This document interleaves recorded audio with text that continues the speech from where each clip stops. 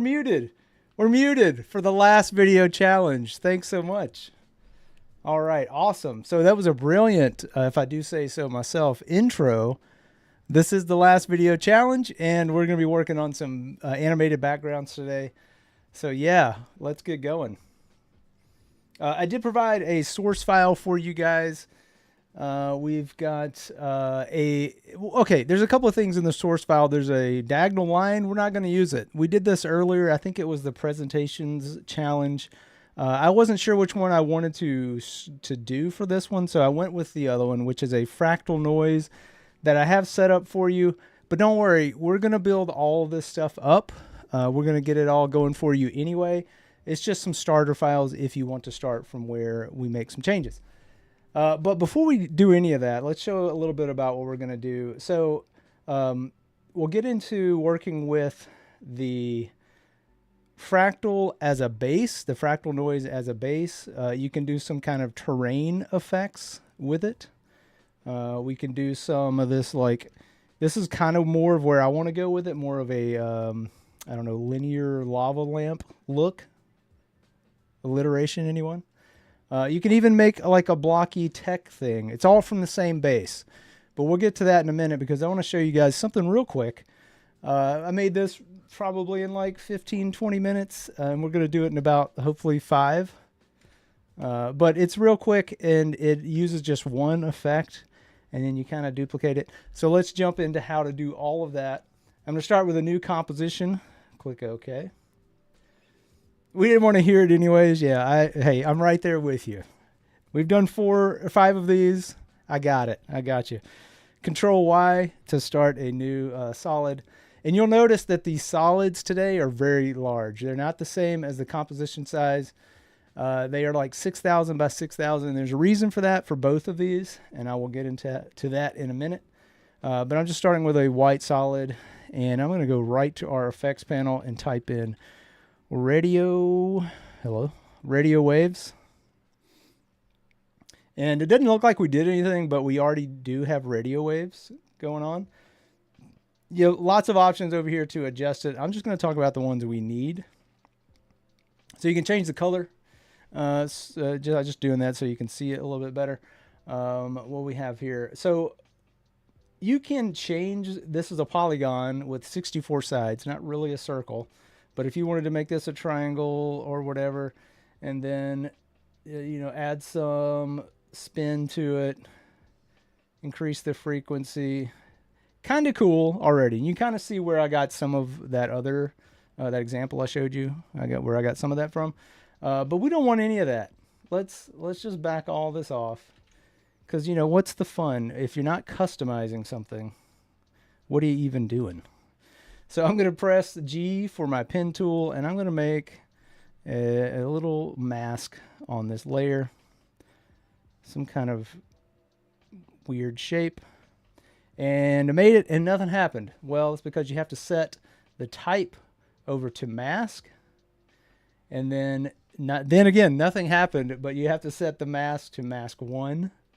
And now it looks like still nothing happened, but when you actually click on it and scrub through, you'll see we have one kind of directional situation going on here. Now we have to do all the tweaking. And I think we do want to add a spin to this. Include the lifespan. I'm just kind of adjusting these. I recommend you play with this stuff and figure out what you want to do with it as well. And just so you know, this will go on until, you know, for infinity. So what you're going to have to do a lot of times is drag this layer back and then extend it so that you get the full time frame you want for this to work. But what I want to do with it, because I want it to be reversed.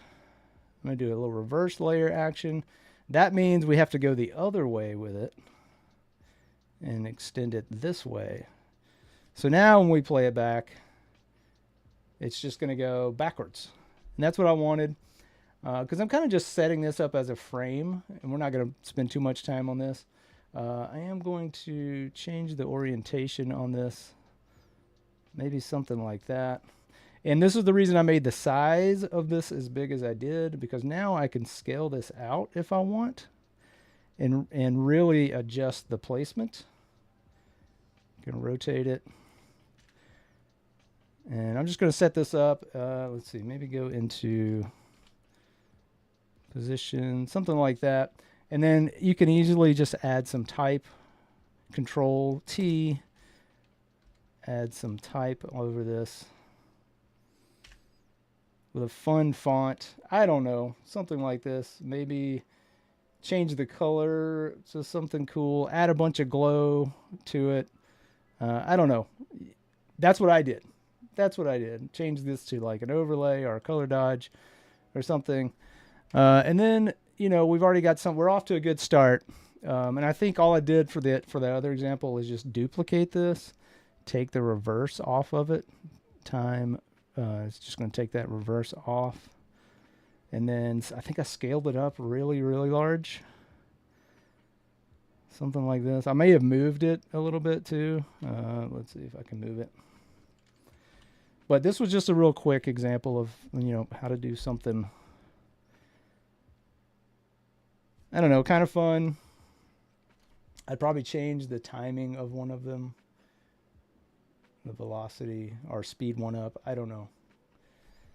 Lots of options. But I think I added like a, what did I do? Probably change the transparency of this. I think I added some unsharp masks. Yeah, definitely added some grain.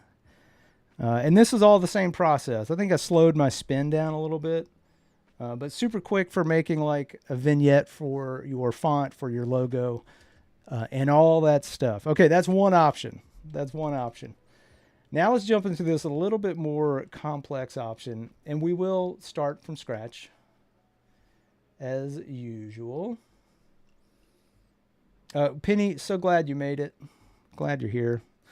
And I think I'm going to call this, I'll just make a new comp. And then we are going to make a new layer. Again, this one really does have to be large as well. I think I'm leaving the 6,000 by 6,000. You'll see at the end why. Mainly the same reason. I just want you to be able to scale it and have a little bit of mobility within the comp. I'm going to change this to F noise. It stands for fractal noise, everybody. Calm yourself. Fractal. There we go. So I'm adding fractal noise. And these are the adjustments you'll need. We're trying to make something soft initially. So if you change your soft linear to spline and then bump the contrast up to like 500 or so. Most importantly, we can adjust this brightness, and we will. In fact, we will later on. I'll go ahead and set it to -100 so we can see more of the softness. Complexity down to 1. And again, this is all to taste, right? And you'll see what I mean. Once you start kind of figuring out what you want to do with it, you can adjust these all you want, get all sorts of variations. In fact, let's do one right now. If we wanted, well, let's keep diving, because at this point, I want to make this crisp line to try to get to this look using our fractal. There are a few steps. The first one being adding levels to this. I'm going to make sure we're selected on the layer, add levels. And I'm going to do this manually so you can watch what I'm doing. I'm going to draw in this level from this way, which is eliminating our dark, and then the other way, eliminating the light. And as you see, as I'm moving this down, our input black and input white points are getting larger and closer together.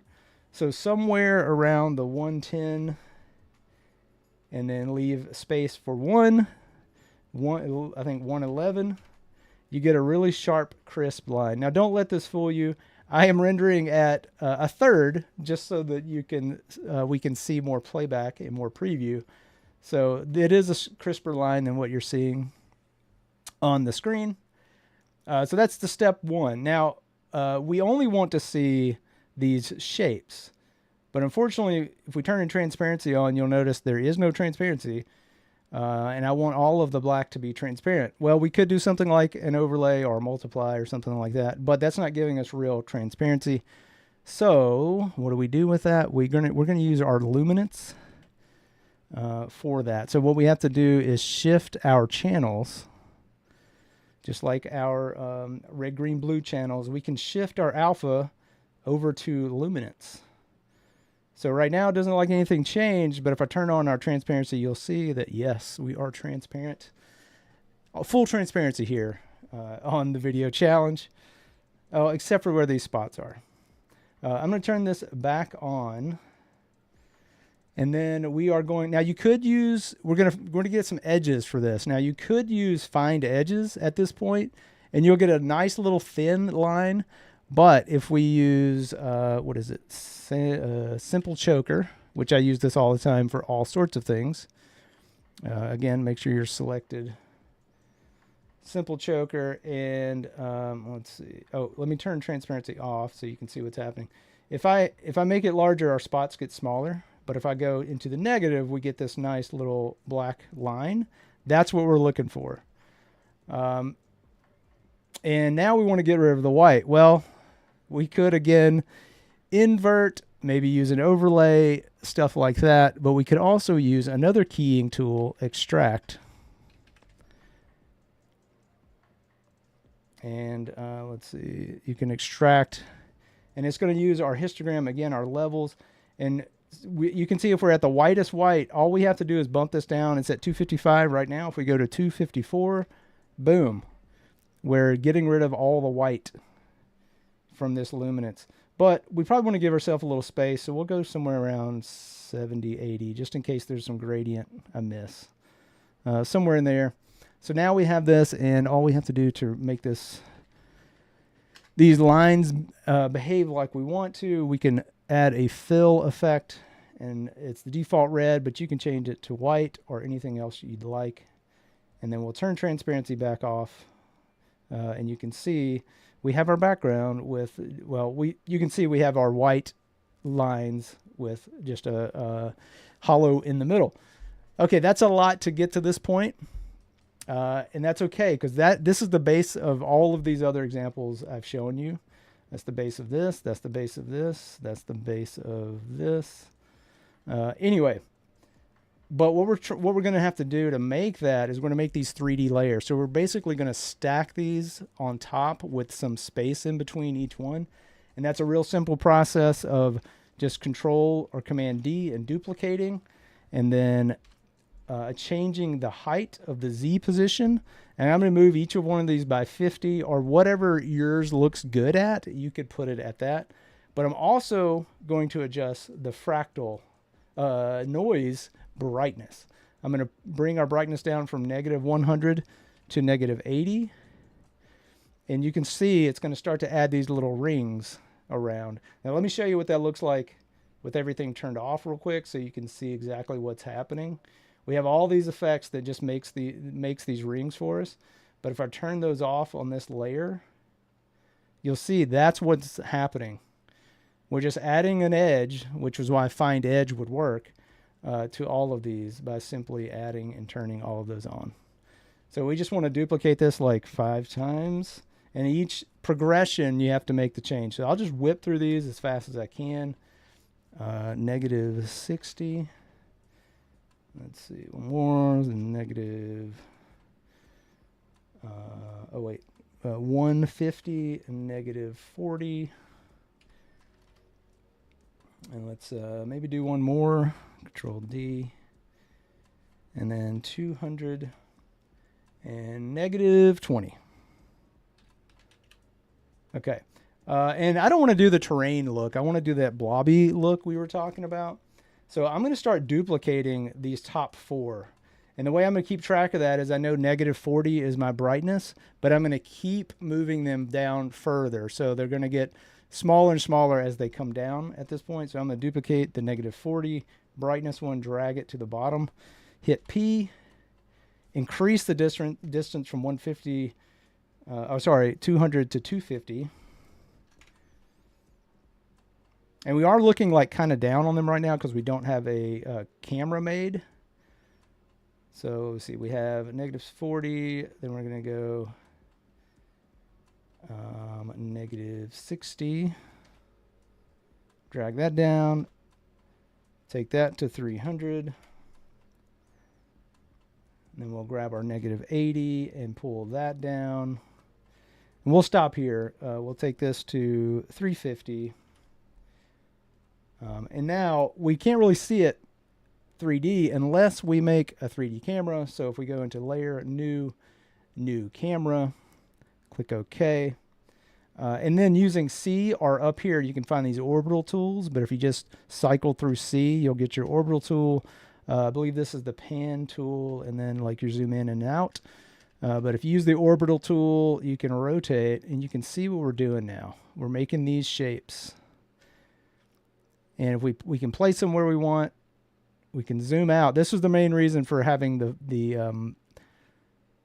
the solids be so large, so that we can kind of position this where we want. And right now, nothing's happening. It's just static. Well, a couple of things we can do, and we got plenty of time for this, thank goodness. A couple of things we can do is animate the camera, but let's do that with a null object. So add a null object under New, Null Object. And I'm just going to pick whip the camera. And most importantly, make sure it is 3D so that you can see this little 3D tool. And if you press R for rotate, you'll see there's a Z rotation right here. And now we can rotate this around. And you get a little fun thing going on. But we can also just use a little expression.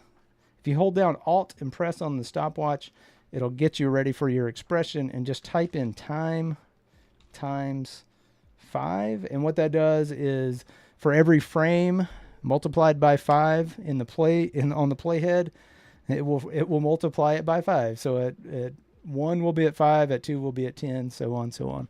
So we get a little bit of rotation, but it's not super exciting. It might be fun if you're like, trying to add, like if you were doing the terrain thing, it might be okay as like, oh, look, terrain.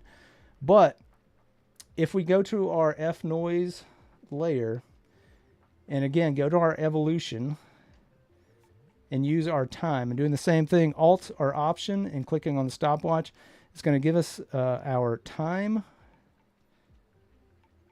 that we can, or give us our evolution option to add the time expression times 50. I know that sounds funny. Time times 50. Enter. And this should only affect the top layer. So now you're going to get a little bit of movement. And maybe something you want. Like you can kind of see things forming and growing and all that stuff. Cool. But I want to take that to all of them. Now you could go, you could collapse all the way into evolution for every one of these, and then pick whip it so that you could have one of those evolutions controlling it, or you could do what I'm going to do right now and just copy and paste that time expression to all of these with Control C and Control V. So if that worked, all of them should be moving. If we can get a little bit of cooperation here, it's going to be super slow. Yeah, it's really good for, that's kind of what we're going with, is like water ripple, but sort of almost lava lamp-ish. It's kind of interesting. But we're going to take some of the way we set it up now to expand on it and making it even a little bit more interesting. Because what we did was secretly added in a way to expand, not just with the simple choker to make our lines bigger. We can expand on that fractal noise through the levels that we added. So let's talk about that for a second. 1 second, let me make sure there we go. So we got about 5 minutes, plenty of time for this. So if I come to our first layer, solid layer, and move this input black all the way to the beginning, and we can even expand it the other way, you'll start to get like this, it's going to just use that fractal information on the brightness that we added in, because if you made this brighter, it would also change it. But I'm going to do this to like every other layer, maybe I'll drop down 2 layers and I'll expand this one, but it's all because of the way we built it. And maybe we'll do one more towards the bottom, something like this.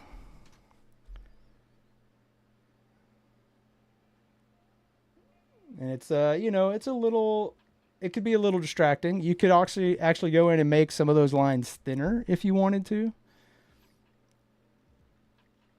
But the ways you could use this, probably like dim it down a little bit, put your logo on top. But you get some kind of funky look. If you wanted to start adding color and effects to this, you know, like this is just the base of it. Add glows, add some unsharp masks, do all kinds of crazy stuff. You could add a let's see. Let's do a couple of things. We're at the point now we can kind of play with it. So I'm going to add a new adjustment layer. And I think I'm going to pick 4 gradient. Yeah, 4 color gradient. And then just change some of these colors. I don't know. We'll change them up a little bit.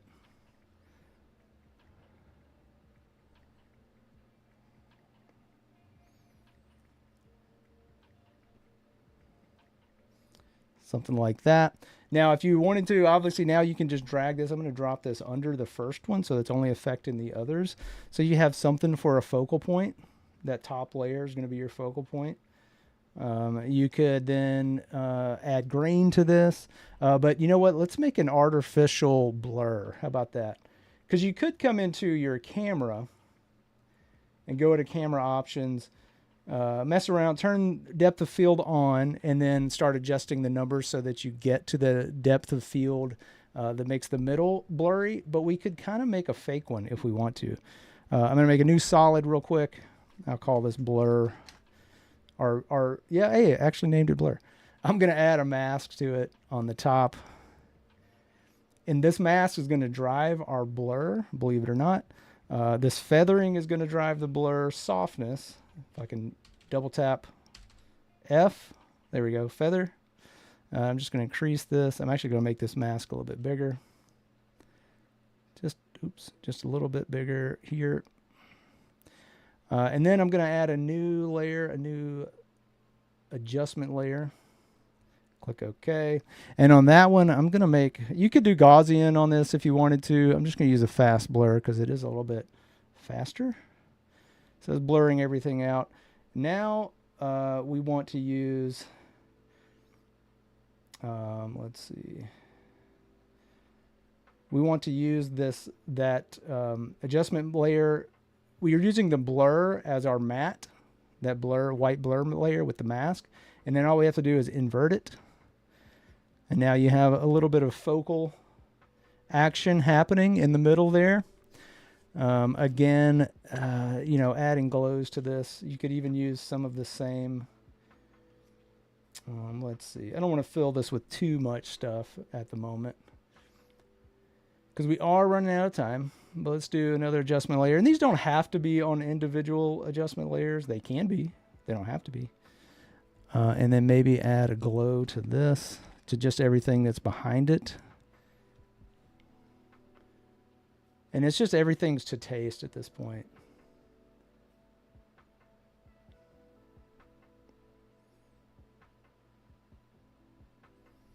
Could bring it up above if we wanted to affect that top layer. There we go. But there's some animated background options for you. I just wanted to make sure everything had you had some choices. And real quick, all that we did to make this this block one is we changed the type. If I go in here at this point and go up to start messing with our noise type, just change it to block, and I'll grab a few of these so you can see what I'm talking about. And I did kind of adjust the frequencies and stuff, but that's the only thing we had to do now that we had that fractal base. But you get the idea, I hope. Anyway, that's going to do it for us and for this month of challenges. Thanks so much, everybody, for hanging out for the entire month. I know we're not done for today. Ooh, but I do want to say the very special announcement. Happy birthday to my mom. Everybody say happy birthday. But that's not it for us today. Ellie is up next, so stick around for that, and we will see you guys real soon. Bye, everybody.